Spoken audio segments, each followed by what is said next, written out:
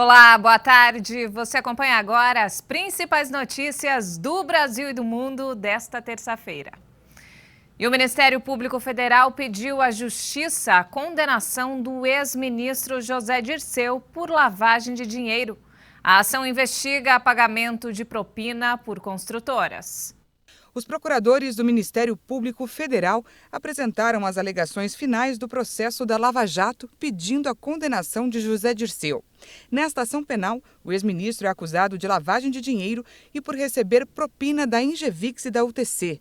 Os procuradores também pediram a condenação do ex-diretor da Engevix, Gerson Almada, e do irmão do ex-ministro Luiz Eduardo de Oliveira e Silva pelo mesmo crime. De acordo com a denúncia, as propinas eram em consequência de acertos de corrupção envolvendo contratos da Petrobras. No caso da Engevix, teriam sido pagos R$ 900 mil à empresa que prestou serviços de comunicação ao ex-ministro. Já a UTC é acusada de pagar R$ 1,5 milhão por supostos serviços de consultoria da empresa de Zé Dirceu. Os procuradores também pediram o bloqueio de R$ 2.400 mil dos réus. Além disso, o MPF quer que os acusados paguem multas do dobro do valor desviado. O ex-ministro José Dirceu já foi condenado por corrupção e lavagem de dinheiro em outros 2 processos. Ele deixou a prisão em novembro de 2019. E agora vamos falar sobre coronavírus. A Anvisa deve decidir nesta tarde sobre a regulamentação da vacina da COVAX Facility. O imunizante do consórcio internacional foi adquirido pelo Ministério da Saúde para o enfrentamento da emergência de saúde pública por causa da pandemia do novo coronavírus. A previsão de distribuição é de que o Brasil receba 10.600.000 doses da vacina de Oxford AstraZeneca ainda no primeiro semestre de 2021. A aliança global, batizada de COVAX Facility, é coordenada pela Organização Mundial de Saúde e reúne mais de 150 países. Na América do Sul, já participam a Argentina, o Chile, o Paraguai e a Colômbia. O objetivo é facilitar o acesso dos países em desenvolvimento a vacinas contra a Covid-19. A Anvisa participa das discussões junto ao OMS e à OPAS, Organização Pan-Americana da Saúde, a respeito das análises das vacinas que estão no portfólio do COVAX Facility. E também está presente no grupo criado pelo Ministério da Saúde para acompanhamento das atividades junto ao COVAX. A pandemia tem atrasado o diagnóstico de doenças e algumas delas, se não descobertas no início, podem trazer sérias complicações à saúde. Os especialistas alertam sobre a importância de manter uma rotina de exames para aumentar a chance de cura de doenças como o câncer. Foi por acaso que em 2018 a Ione descobriu um câncer de mama. Passei com o médico e ele foi uma pessoa assim, é um médico humano, tá? Muito parceiro assim das pacientes dele. E ele sentou e conversou comigo. Ele pegou no meu braço, me levou para a sala e falou assim, infelizmente eu tenho que te falar. Na sua mamografia está acusando que provavelmente você tenha um câncer.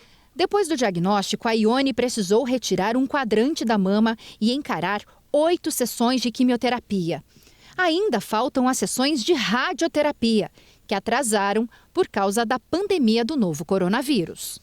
Eu fiquei esperando para eles ligarem para mim começar a radioterapia, tá? Eles atrasaram para ligar, porque eu levei toda a documentação, já estava tudo encaminhado. Por causa da pandemia, cerca de 70 mil brasileiros com câncer podem ter deixado de receber o diagnóstico. Para se ter uma ideia do que isso pode representar no futuro, basta considerar que são previstos 625 mil novos casos de câncer no Brasil até o ano que vem. Uma pesquisa realizada pelo Instituto Oncoguia apontou que 43% das pessoas em tratamento contra a doença relataram que a rotina de cuidados médicos foi impactada pela pandemia.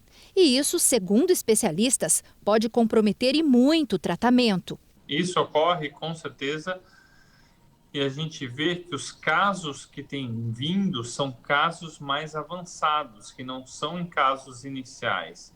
E o que a gente vê é assim, paciente que antigamente, se tinha algum sintoma, ia procurar já o médico. Devido à pandemia, ele foi tentando mascarar esse sintoma com remédios. Só que a pandemia passou 3, 6, 9, 1 ano, e muitas vezes os pacientes que estavam com tumores iniciais ficaram 1 ano com o tumor crescendo. A questão é, se ele está tratando um tumor, esse tumor pode voltar a crescer. Se ele está tratando para o tumor não voltar, ele tem uma chance de voltar. Já a revista médica britânica, a BMJ, apontou que atrasar o tratamento de um câncer por 1 mês pode aumentar o risco de morte entre 6% e 13%. Em tempos de Covid, a recomendação das sociedades médicas é manter a rotina e não interromper o tratamento. E principalmente nos cânceres mais agressivos. No caso específico, vamos supor, no aparelho digestivo, tem alguns tumores que sabe-se que quando você opera um paciente e vai começar uma quimioterapia, você conseguir começar essa quimioterapia em até 30 dias, a tua chance de cura com seu paciente é maior. Então vamos supor que o paciente operou em março, fevereiro, março, que estava começando a pandemia, e daí esse paciente simplesmente esperou passar a pandemia e demorou 6, 8 meses, a chance de cura dele caiu muito. Sabemos que quanto mais cedo diagnosticado, maior são as chances de cura. Por isso é importante procurar ajuda médica, se perceber que algo está errado. Eu sempre falo que nós nos conhecemos melhor do que qualquer pessoa. Então, quando você notar que tem algo diferente no seu corpo, você deve procurar ajuda médica, mesmo se você for um paciente jovem. Porque, infelizmente, tem aumentado cada vez mais as taxas de pacientes com câncer em jovens com menos de 40 anos. Então, muitas vezes ele fala assim, não, eu sou jovem, então isso aqui deve ser coisa da minha cabeça, isso aqui é bobagem. Não, hoje em dia, você viu algo diferente no seu corpo, você deve procurar ajuda médica. E nos destaques internacionais, olha só que alarmante. A poluição por combustíveis fósseis foi responsável por mais de 8 milhões de mortes prematuras no mundo em 2018, o equivalente a 20% dos adultos mortos. Os dados foram publicados em uma revista científica. China e Índia registraram mais da metade dessas mortes, enquanto o outro 1 milhão foi produzido em Bangladesh, Indonésia, Japão e Estados Unidos. O coquetel tóxico de partículas finas geradas pela combustão de petróleo, gás e principalmente carvão é responsável por ao menos 25% da mortalidade em meia dúzia de países, todos na Ásia. Estudos anteriores indicaram que a poluição atmosférica reduz a expectativa de vida em uma média de mais de 2 anos. O relatório publicado dobra as estimativas sobre o número de mortes relacionadas à poluição gerada pelas energias fósseis.